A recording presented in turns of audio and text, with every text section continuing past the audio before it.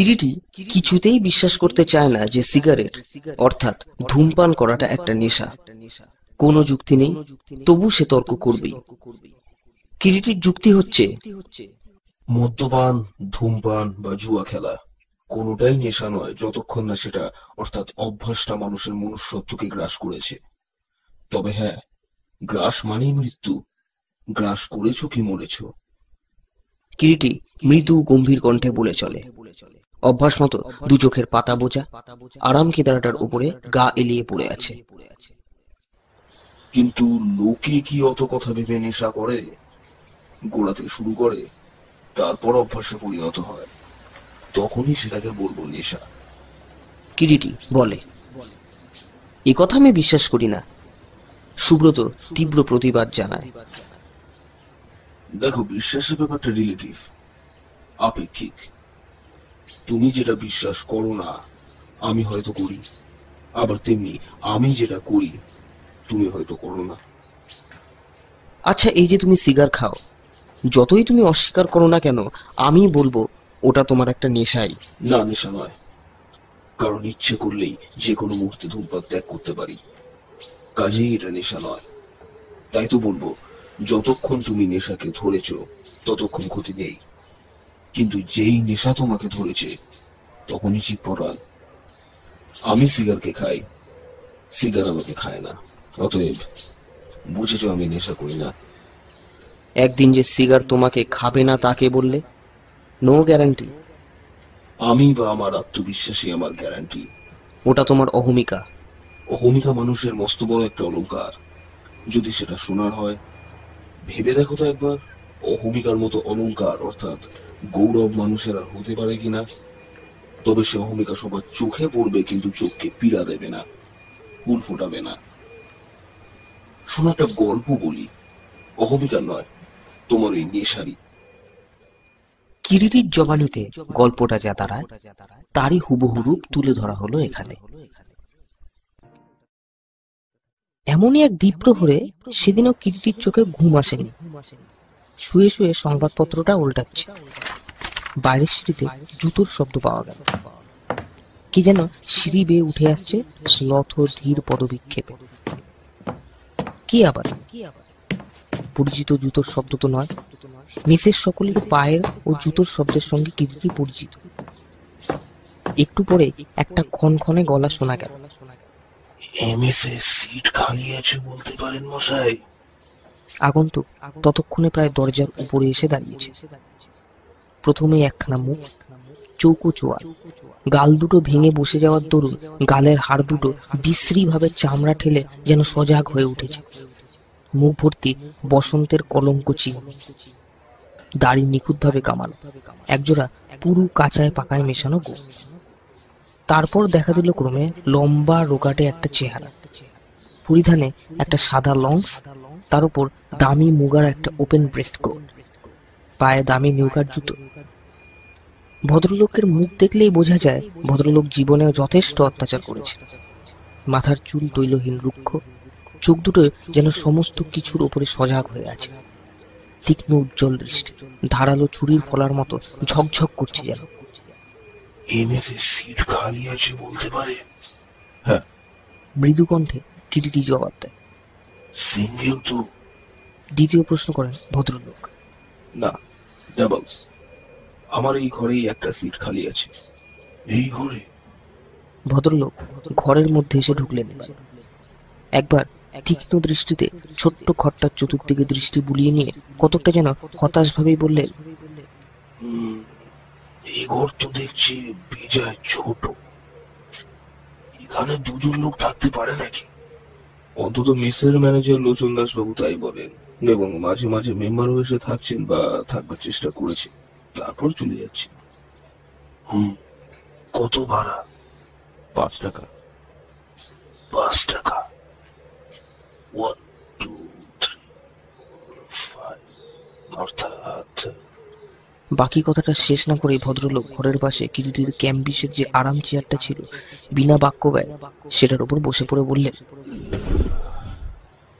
এক গ্লাস জল খেতে পারি? গলাটা শুকিয়ে গেছে। নিশ্চয়ই। কিরিটি উঠে সোরাই থেকে এক গ্লাস জল গড়িয়ে দিল।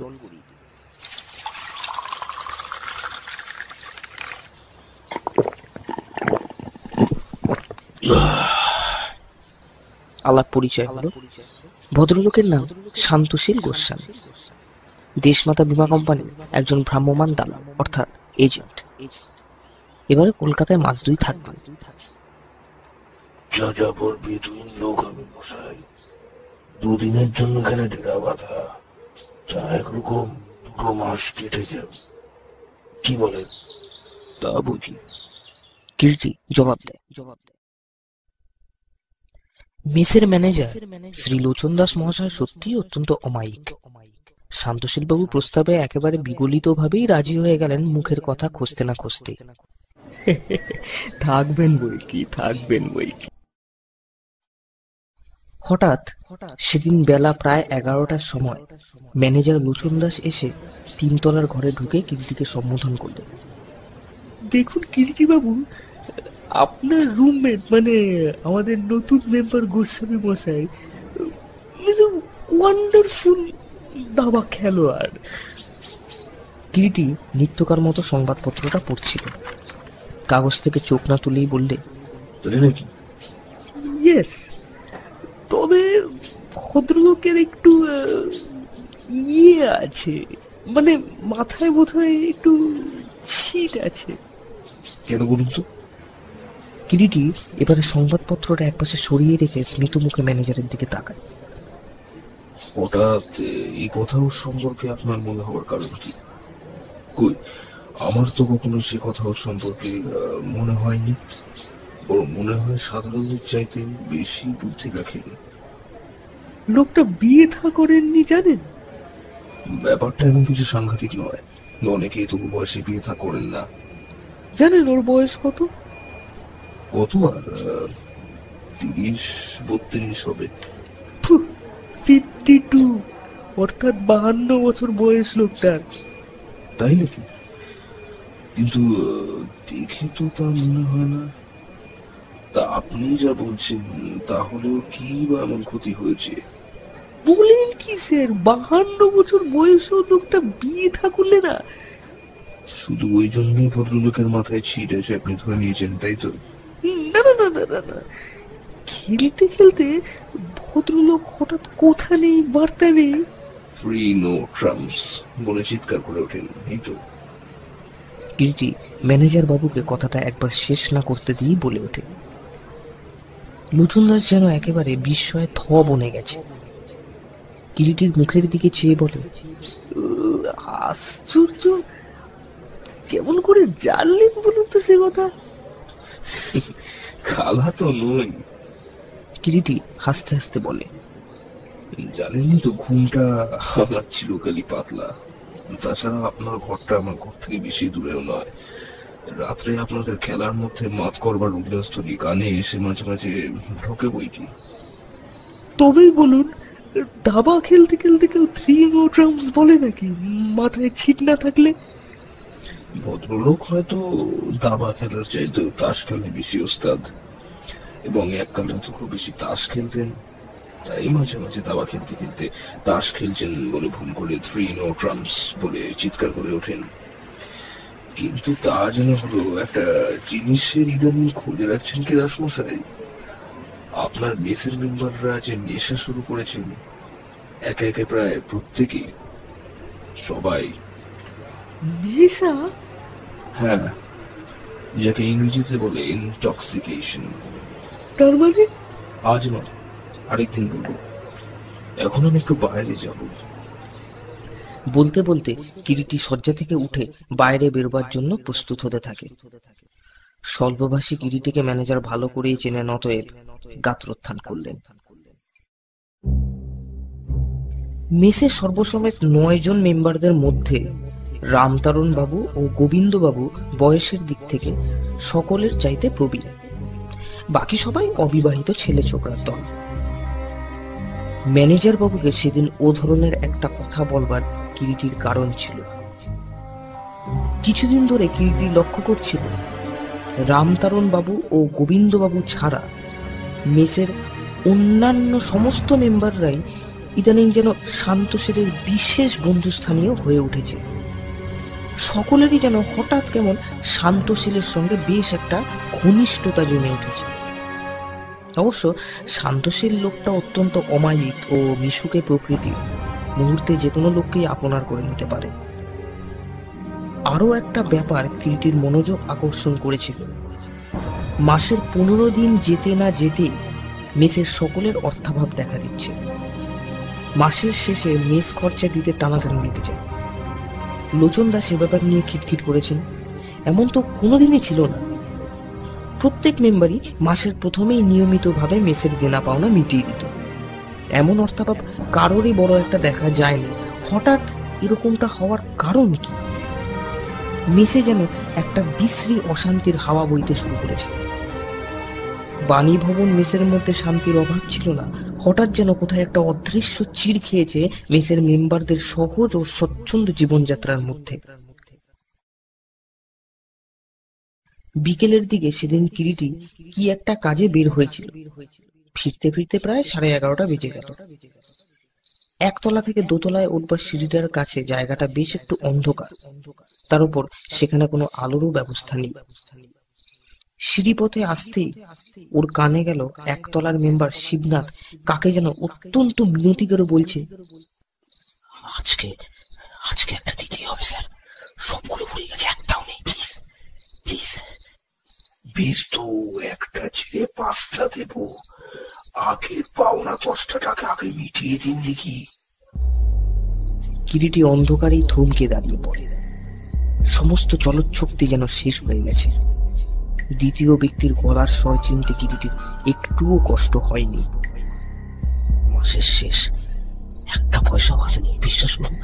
মাসের মাইনে পেলে আমি সব টাকা একসঙ্গে মিলিয়ে দেবো। নো মাই ডিয়ার স্যার, তারে কারবার গোসাই করে না শিবনাথ বাবু। তাছাড়া বাজারেও তো বস্তুটির অভাব নেই। 4 পয়সায় 10টা পাওয়া যায়, তার কিনে খান না, যত খুশি। দোয়াই আপনার, দয়া করুন। অনেক খুঁজেছি কিন্তু অমন জিনিস পাওয়া যায় না। আপনার কথাই ঠিক, হিমালয় ছাড়া ওই জিনিস অন্য কোনো জায়গার গাছে হতে সত্যিই ফলে না। তাই যদি হতো, আমার গ্রামের বাড়িতেও তো একটা গাছ আছে, প্রচুর ফলেও সে গাছটায়। আপনার মতো জিনিস হলে তো আজ আমি লাখপতি হয়ে যেতাম মশাই। তবে কি আর 10টা 70টা টাকার জন্য এমন দাসত্ব করে জুতোর টুকর খেতে হতো? প্লিজ প্লিজ দয়া করুন, বলছি তো টাকা নেই।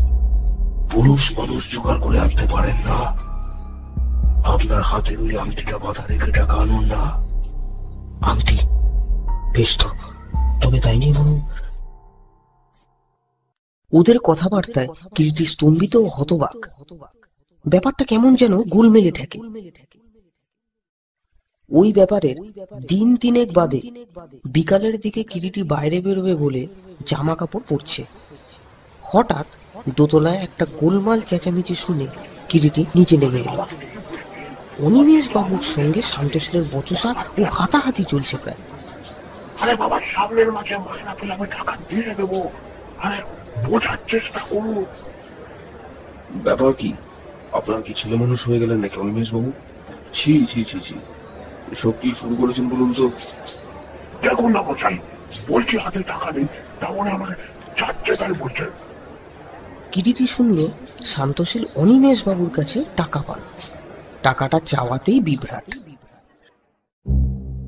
ক্রমে জানা গেল একমাত্র অনিমেষ বাবুই নন, মেসের সকলেই প্রায় তার কাছে দেনা করেছে এবং গত 2 মাস ধরে এইরকমই চলছে। শান্তশীল এই মেসে এসেছে মাত্র মাস 3 কাছাকাছি। এরই মধ্যে সকলেই প্রায় তার কাছে টাকা ধারে। ব্যাপারটা আরো একটু ভালো করে খোঁজ করতে গিয়ে কিরিটি জানতে পারলে সকলেই শান্তশীলের কাছ থেকে হত্যুকি কিনে খায় এবং তারই জন্য ওই দেনা। আশ্চর্য, হত্যুকি খেয়ে সবাই দেনা করেছে, অর্থাৎ দেনা করে হত্যুকি খেয়েছে। এই আবার কি? সেদিন সকালে ঘুম থেকে উঠতে কিরিটির বেশ একটু দেরি হয়ে গিয়েছিল। হঠাৎ কানে এলো একটা গানের সুর। চোখ মেলে চেয়ে দেখে শান্তশীল গুনগুন করে গাইছে, দুনিয়া যোগ কারখানা, বুদ্ধি যাদের করছে তারা মাটির ঢেলায় সোনা, শান্তশীল বোধ হয় এই মাত্র স্নান সেরে এলো। ভিজে চুল একটা চিরুনি দিয়ে আছড়াতে আছড়াতে গান গাইছিল। এখনো যে বের হননি গোসাই?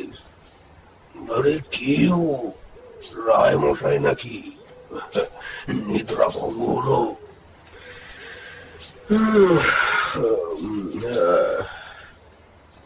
কিরিটি শয্যা থেকে উঠে রেলিং এর সামনে গিয়ে ভৃত্যকে চা দিতে বলে ঘরে এসে আবার ঢুকল। আপনার সঙ্গে একটা কথা ছিল যে গোসাই। বিলক্ষণ, বলুন। মেস শুদ্ধ সকলকে হর্তুকি খাইয়ে আপনি নাকি একেবারে মাত করে ফেলেছেন। কি এমন হর্তুকি গোসাই? একটা অর্থ পেতে পারি না? অবশ্য উচিত দাম দেব। দাম দিলে পাবেন না কেন? ব্যবসা করতে বসেছি যখন। ব্যবসা আগে তা বই কি বটে। তা কিরকম দাম? দামের কি কিছু ঠিক আছে? 1, 2, 3, 4, 10, 15, 20 টাকা পর্যন্ত হর্তুকি আছে। বলেন কি? একটা হর্তুকির দাম 20 টাকা? মাঝে মাঝে 50 টাকাও দাম হয়। 50 টাকা? কোথাকার হর্তুকি গোসাই? গাছটার সন্ধান পাই না। সে গাছ কি আর এখানে? স্বপ্নাত্ম ব্যাপার। শ্রী শ্রী গুরুবে নমঃ। বলতে বলতে একান্ত ভক্তিভাবে করজোরে শান্তশীল তার গুরুকেই বোধহয় প্রণাম জানায়। তারপর ভক্তিগতগত কণ্ঠে বলে, আমার গুরুদেব শ্রী ভগবান চিৎকণানন্দ স্বামী, এই হর্তুকি শ্রীফল তারই দেওয়া প্রসাদ। সাধারণ হর্তুকি তারই প্রসাদ করে শ্রীফলে পরিণত হয়। যে শ্রীফল একবার খেলে তার স্বর্গীয় স্বাদ আর বলা যায় না জীবনে। জিহ্বার সমস্ত আস্বাদনকেই যেন একেবারে জড়িয়ে ধরে আপনার বৈষ্ণব কবির সেই নীল শাড়ির মতো। লোকটা যে কত বড় ঘুঘু কিরিটির বুঝতে আর বাকি থাকে না। তাই বুঝি একবার সে হর্তুকি খেলে নেশা ধরে যায়? কিরিটি বলে। হা হা করে শান্তশীল হেসে ওঠে। নেশাই বটে, তবে বড় জব্বুর নেশা। রায়মশাই, আপনি বুদ্ধিমান ব্যক্তি। 2 দিন এগোরে আপনার সঙ্গে বাস করেই তা টের পেয়েছি। লুকোচাবার কাজ নয় রায়মশাই, সত্যি বলছি। এই সামান্য হর্তুকির বেচা কেনা নয়, নেশার ফল। চিনি যারা খান, আমি অতি দীন চিন্তামণি তাদের যোগান দিই মাত্র চিনির। লোকটার দুঃসাহস দেখে কিরিটি যেন একেবারে বিস্ময়ে থ হয়ে যায়। এত বড় পাষণ্ড তার চোখে ইতিপূর্বে বড় একটা পড়েনি। কিন্তু সে যেমন শয়তান, তেমনি প্রতিটি পা হিসাব করে ফেলতে হবে। এই যে ওপেন চ্যালেঞ্জ। মৃদু হেসে কিরিটি বলে, কাঁসা ব্যবসা ফেলেছেন তো গোসাই? কি যে বলেন রায়মশাই, বুদ্ধি ছিল তাই 2 পয়সা করে খাচ্ছি আপনাদের সকলের আশীর্বাদে। কিরিটির বড় ইচ্ছা হয় বলে দুর্বুদ্ধি বলুন, কিন্তু মুখে বলে, আজ সন্ধ্যার দিকে 2 টাকার একটা হর্তুকি দেবেন তো? 2 টাকা থেকে শুরু করা যাক, কি বলেন? দেব দেব, নিশ্চয়ই দেব, 100 বার দেব। হর্তুকি সেবনের কিন্তু একটা পদ্ধতি আছে রায়মশাই। বলেন কি? সেবন প্রক্রিয়া আছে নাকি? আছে বই কি। যেমন বস্তু তার তেমনি সেবন প্রক্রিয়া বটে। তা সেটা কি শুনতে পাই না?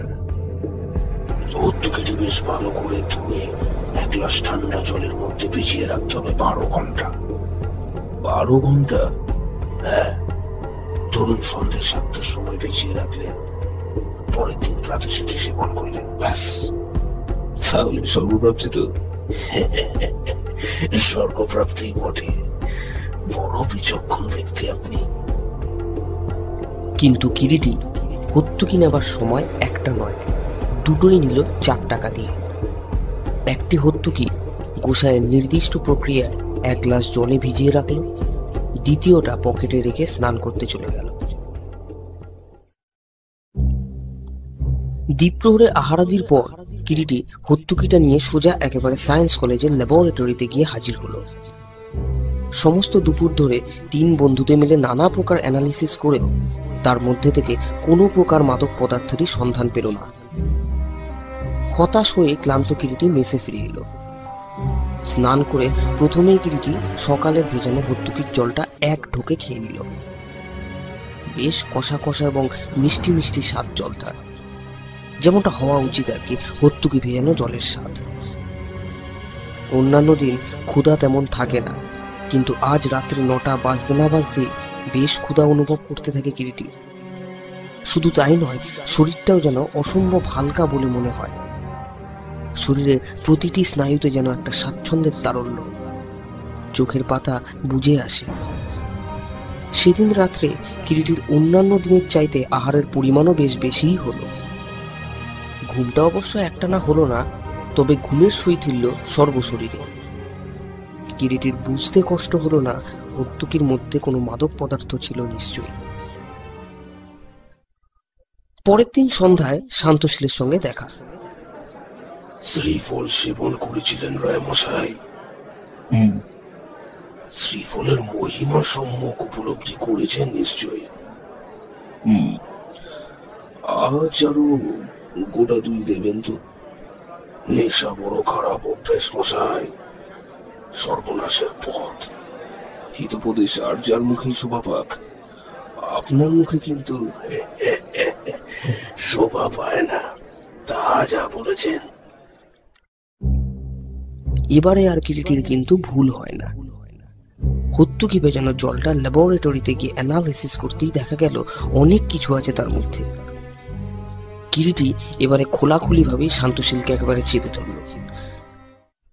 গোসাই, এবারে যদি আপনাকে পুলিশের হাতে দিই। কি যে বলেন? কি বলি মানে? মাদক দ্রব্যের চোরা কারবার করছেন, স্মাগলার। অমৃতম পাল ভাসিতম। কিরিটি বিস্ময় একেবারে নির্বাক। লোকটা হয় শয়তান নয়তো সাধু। এটা ব্রিটিশের রাজত্ব রায়মশাই। বয়সে আপনি এখনো নাবালক আমার কাছে।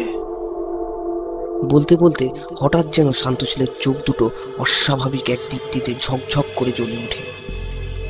ব্যঙ্গ ও নিরতিশয় অবজ্ঞা যেন শান্তশীলের কণ্ঠস্বরে ঝরে পড়ে। বলে হাতি ঘোড়া গেল দল, মশক বলেন কত জল। করি মশাই করি, মাদক দ্রব্যের চোরা কারবারি করি, but nobody can touch me, nobody। বুঝলেন? বলে দুহাতে বৃদ্ধাঙ্গুষ্ঠ উঁচু করে নেড়ে নেড়ে হিংস্র কুটিল চাপা উচ্ছ্বাসে যেন ভেঙে পড়তে থাকে শান্তশীল দাঁড়িয়ে দাঁড়িয়ে। আর কিরিটি দাঁড়িয়ে নিঃশব্দে যেন রাগে ফুলতে থাকে। সত্যি তো, প্রমাণ কোথায়? প্রমাণ ছাড়া কেমন করেই বা ওকে ধরবে? শান্তশীল পায়ে জুতোটা গলাতে গলাতে বললে, অব্যাপার সুব্যাপার হরিপুরের গোসাই, চিৎকণানন্দের শিষ্য।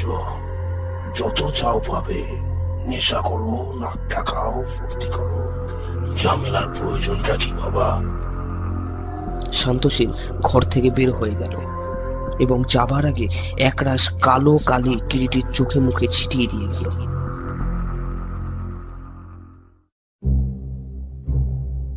ওই দিনের ব্যাপারের পর কিরিটি হঠাৎ যেন একেবারে বোবা বনে গেছে।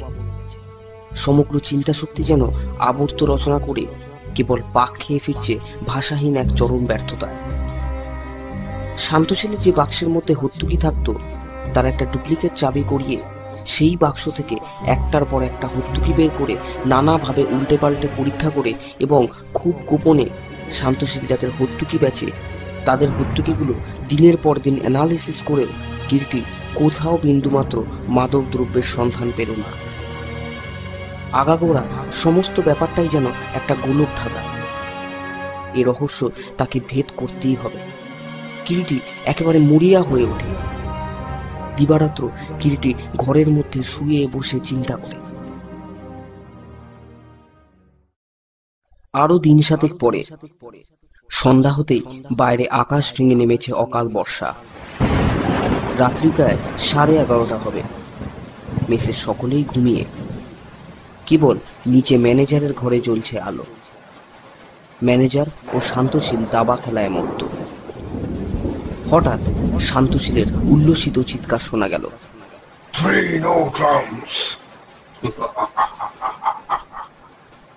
কালো আকাশটা চিরে একটা বিদ্যুৎ ঝিলিক হেনে গেল। কিরিটি টুপ করে ঘর থেকে বের হয়ে পড়ে। আলোটা নিভিয়ে দিয়েছিল, গায়ে একটা কালো চাদর জড়ানো। দ্রুত পদে সিঁড়ি দিয়ে দোতলার বারান্দায় এসে দাঁড়ালো। অন্ধকার বারান্দা দিয়ে পা টিপে টিপে মেসের নতুন চাকর ভোলা, না হ্যাঁ ভোলাই যাচ্ছে। চোরের মতো পা টিপে টিপে ও জ্যোতিষবাবুর ঘরের দিকে যাচ্ছে। ভোলা খোলা জানলার সামনে গিয়ে দাঁড়ালো। হাতেও সেটা ঠিক আছে, একটা ছোট্ট ডান্ডা।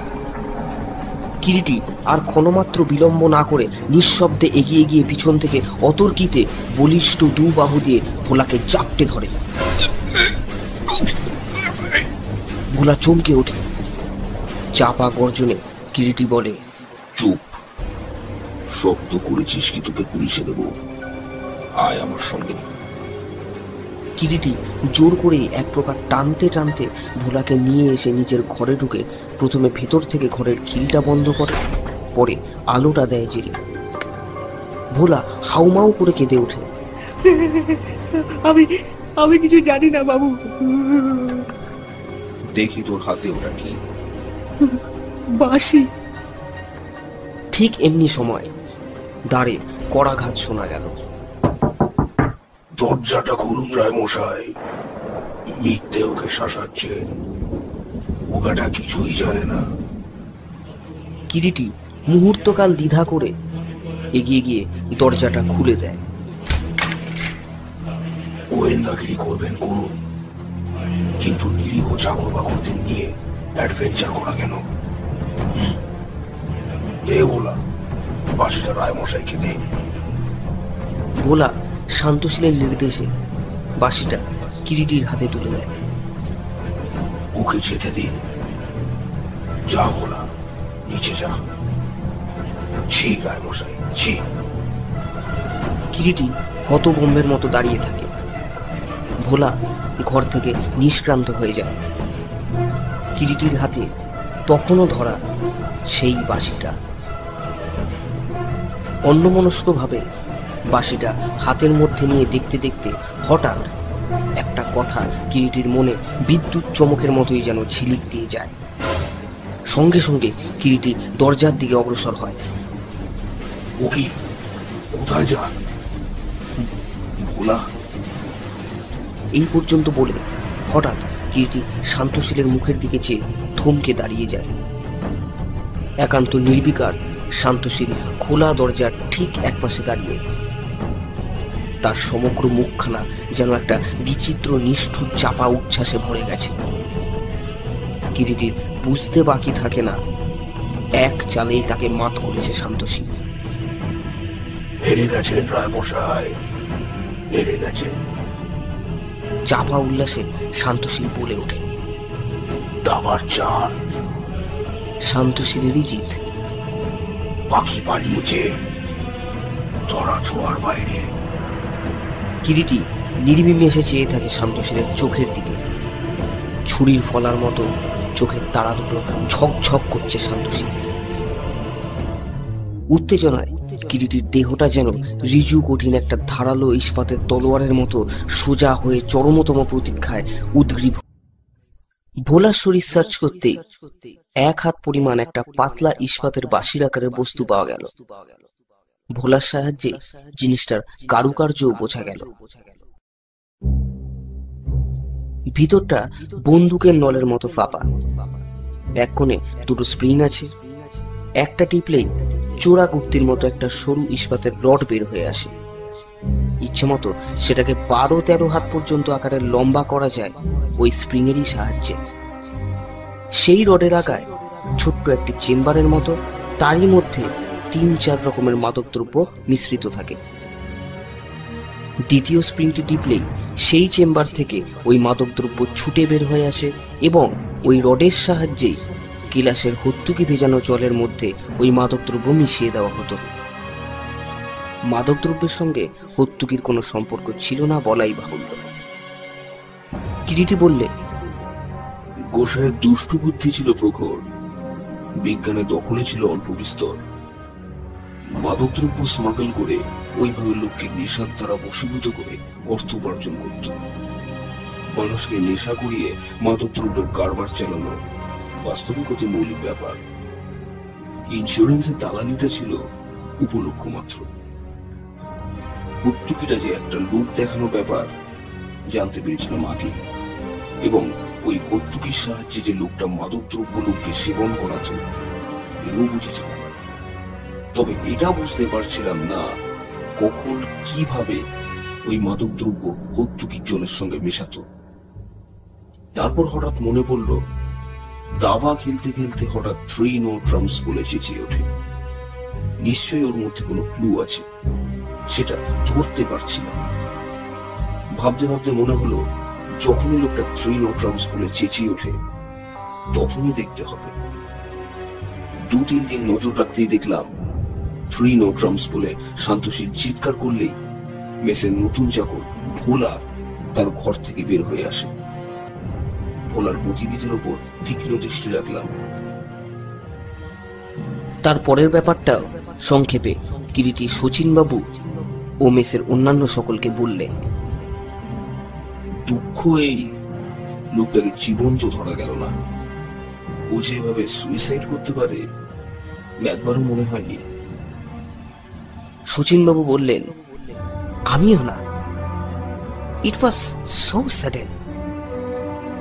কিরিটি পূর্বাহ্নেই ব্যাপারটা অনুধাবন করে এবং ভোলার গতিবিধি ও শান্তশীলের নো ট্রাম্পস চিৎকারের সঙ্গে তার যোগাযোগ লক্ষ্য করে পুলিশে সব সংবাদ দিয়ে রেখেছিল এবং ওই দিন রাত্রে বাড়ির বাইরে তার সংকেতের অপেক্ষায় থাকবার জন্য ওদের সংবাদ দেওয়াই ছিল বলাই বাহুল্য।